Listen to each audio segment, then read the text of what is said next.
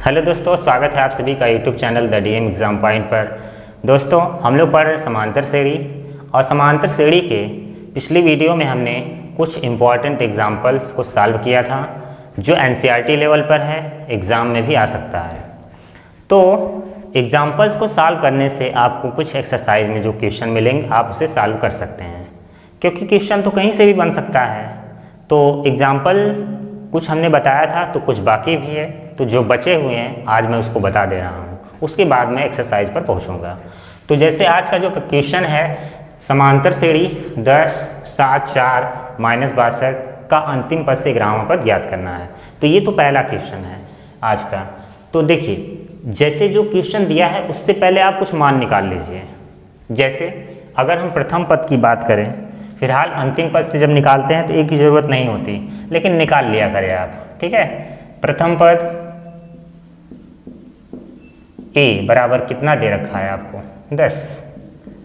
उसके बाद सार्वंतर की भी ज़रूरत पड़ेगी, तो सार्वंतर कितना दे रखा है, d बराबर 7 - 10। उसके बाद हमें l की ज़रूरत पड़ेगी, यानी अंतिम पद कितना दे रखा है, अंतिम पद का मान है -62। ये है आपका अंतिम पद। और जो पद पूछ रहा है n बराबर कितना है, 11। तो चलिए, इतने से हम मान निकाल सकते हैं। अगर हमें समांतर श्रेणी में अंतिम से nवां पद निकालना है तो यहाँ पे लिखेंगे हम लोग अंतिम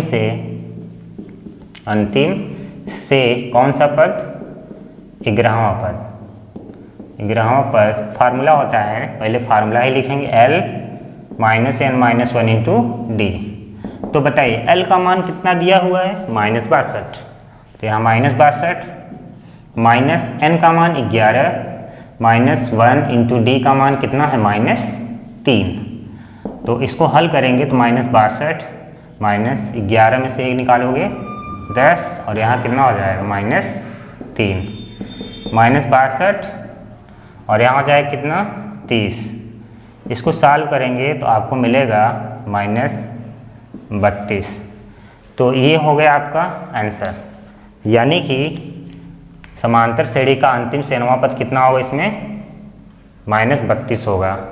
अगर हम अंतिम से 11वां पद निकालेंगे तो कितना मिलेगा हमें, -32 यानी -32 मिलेगा। तो इस प्रश्न का उत्तर यही हो गया। तो समझ में आ गया। तो अब देखते हैं हम लोग अगला क्वेश्चन क्या कह रहा है। यहाँ पर अगला क्वेश्चन आपके सामने है, क्या कह रहा है, 1000 रुपया की एक धनराशि 8% वार्षिक साधारण ब्याज पर निवेश की जाती है। प्रत्येक वर्ष के अंत में ब्याज परिकलित कीजिए। पहला क्वेश्चन ये हो गया आपका। क्या ये ब्याज समांतर श्रेणी बनाते हैं? दूसरा क्वेश्चन, यदि ऐसा है तो इस तथ्य का प्रयोग करते हुए 30 वर्षों के अंत में ब्याज परिकलित कीजिए। यानी इसमें 3 प्रश्न आपसे कह रहा है। पहला प्रश्न कह रहा है कि प्रत्येक वर्ष के अंत में ब्याज परिकलित कीजिए। बताइए ब्याज का फार्मूला क्या होता है? ब्याज फार्मूला होता है साधारण ब्याज बराबर मूलधन इंटू दर इंटू समय बटा 100। तो प्रत्येक वर्ष के अंत में, तो चलिए अगर ऐसे वर्ष चलता रहा तो ब्याज देखिए हर एक वर्ष के अंत में कितना आएगा। तो पहले हम मान लिख लेते हैं। चलिए, मूलधन कितना दे रखा है आपको, मूलधन बराबर 1000 दिख रहा है, ठीक है। और दर रेट, तो इसका मान है 8%। उसके बाद कह रहा प्रत्येक वर्ष के अंत में समय, तो समय तो कोई क्लियर है नहीं, तो प्रत्येक वर्ष के अंत में n बराबर हम रखेंगे, ठीक है। n बराबर आप क्या रख सकते हैं, 1, 2, 3, इसी तरह से आप रख सकते हैं आगे भी। तो अगर हम पहले वर्ष के अंत में ब्याज निकालें, पहले वर्ष के अंत में ब्याज, पहले वर्ष के अंत में ब्याज, और ब्याज बराबर होता है मूलधन इंटू दर इंटू समय बटा 100। तो मूलधन कितना दे रखा है, 1000, इंटू दर का मान कितना है, 8, और समय का मान, चलिए पहले वर्ष के लिए तो 1 रखेंगे, बटा कितना, 100। 1 कट गया तो 10 अट्ठे कितना आ गया, 80 रुपया। 80 रुपया आपको मिल गया। ये पहले वर्ष के अंत में ब्याज आपको मिल गया। अब हम निकालेंगे दूसरे वर्ष के अंत में ब्याज। दूसरे वर्ष के अंत में ब्याज बराबर मूलधन कितना, 1000, दर कितना है, 8, समय दूसरा है बटे 100। ये कट गया, तो अब आपका आंसर आएगा कितना, 16,160 रुपया हो गया। चलिए तीसरा वर्ष का भी निकाल लेते हैं कि तीसरे वर्ष के अंत में ब्याज कितना है। तो तीसरे वर्ष के अंत में ब्याज बराबर मूलधन 1000, दर समय तीसरा है और बटे कितना 100, तो एक कट गया 24,240। अब हमें जो ब्याज देखने को मिल रहा है इसी तरह से ब्याज आपका बढ़ता चला जाएगा, ठीक है। अब हमें देखने को मिल रहा है कि 80 हुआ, फिर 160 यानी 8 दूना 16 160, फिर आके 24, 8 चौक 32, 320 होगा, फिर आपका कितना आएगा 400 होगा, फिर आपका कितना होगा 480 होगा। तो इस तरह से ब्याज आपका प्रत्येक वर्ष के अंत में बढ़ता चला जाएगा। तो जो ब्याज देखने को मिल रहा है, क्या यह ब्याज समांतर श्रेणी बनाते हैं? जरूर बनाते हैं। तो यहाँ हम लिखेंगे अतः ब्याज 80, 160, 240 इसी तरह से बढ़ेगा, समांतर श्रेणी बनाते हैं, समांतर श्रेणी बनाते हैं, ठीक है। देखो ये समांतर श्रेणी बना रहे हैं।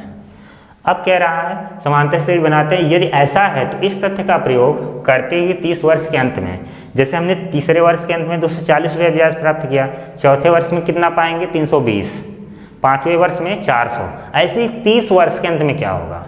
तो हम ऐसे समझ ले कि 30वां पद निकालना है, ये समांतर श्रेणी है और 30वां पद निकालना है, तो वहाँ से हम बता सकते हैं। तो अगर हम प्रथम पद की बात करें तो 80 है, प्रथम पद कितना है 80।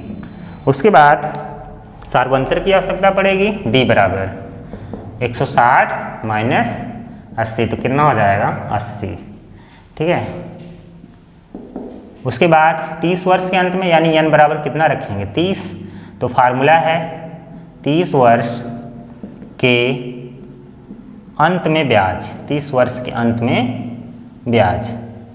तो फार्मूला के अनुसार यहाँ पे हो जाएगा T30, तो a plus n-1 into D होता है। तो चलिए a का मान कितना दे रखा है 80 प्लस n का मान 30 माइनस 1 इंटू डी का मान 80 है।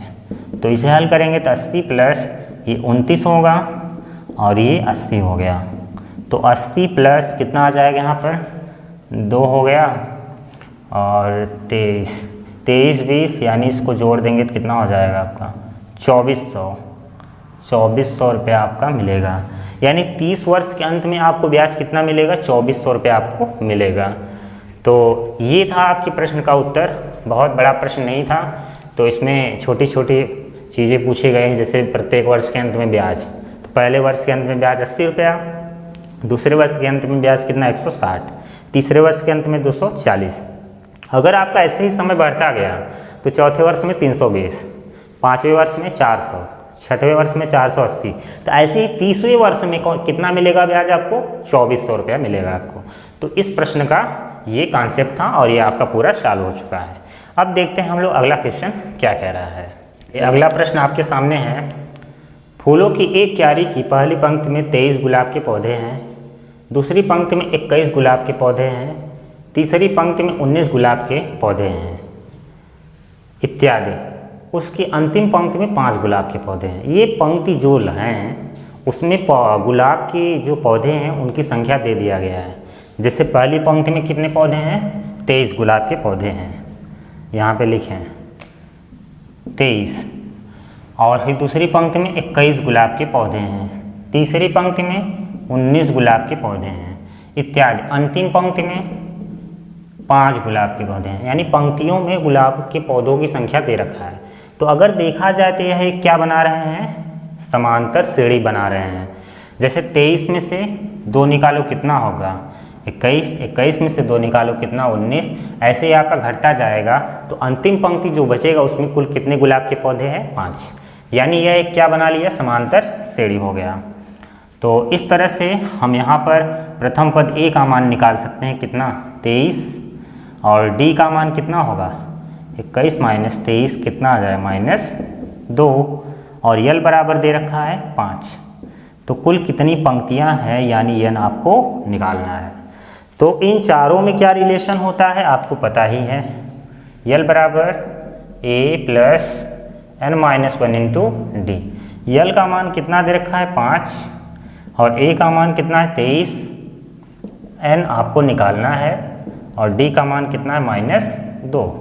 इसको हल करते हैं, 5 माइनस 23 बराबर 95 कर दिया हमने, और जब इसका गुणा होगा -2n प्लस कितना आएगा 2।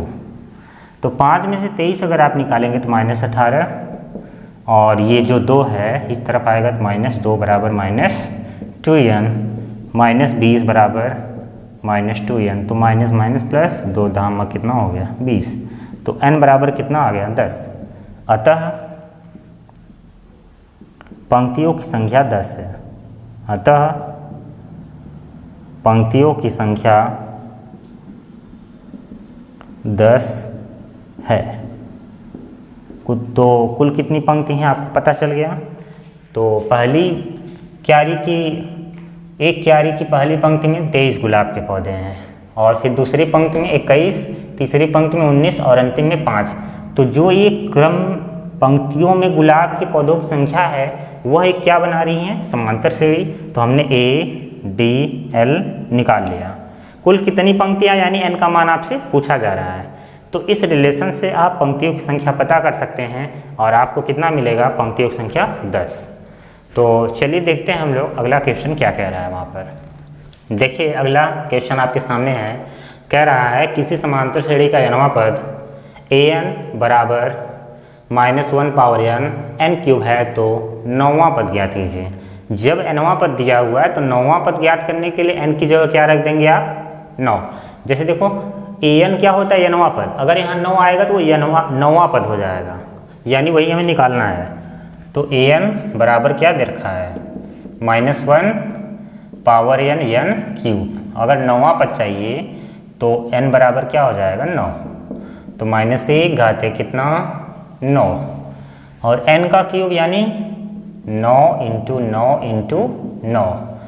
तो यहाँ पर क्या है कि माइनस की घात विषम संख्या है, तो जब माइनस की घात विषम संख्या होती है तो वहाँ माइनस रहता है, यानी -1 इसका आंसर आएगा। एक की घात कुछ भी एक ही आएगा, घात विषम इसलिए माइनस, और यहाँ पे 729 आएगा। 9 9 81 9 729, तो -729 हो जाएगा, ये 9 हो गया ये।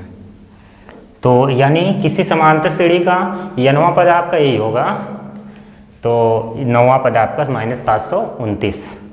तो अब एग्जाम्पल में जो क्वेश्चन जितना दिया हुआ था हमने पूरा सॉल्व करा दिया है। तो अब हम लोग अगली वीडियो में अगले एक्सरसाइज को सॉल्व करेंगे, ठीक है। तो आज का वीडियो जैसा भी लगा होगा कमेंट बॉक्स में ज़रूर बताइएगा, वीडियो को ज़रूर लाइक कीजिएगा, चैनल पर नए हैं तो चैनल को सब्सक्राइब जरूर करें। आज का वीडियो देखने के लिए धन्यवाद।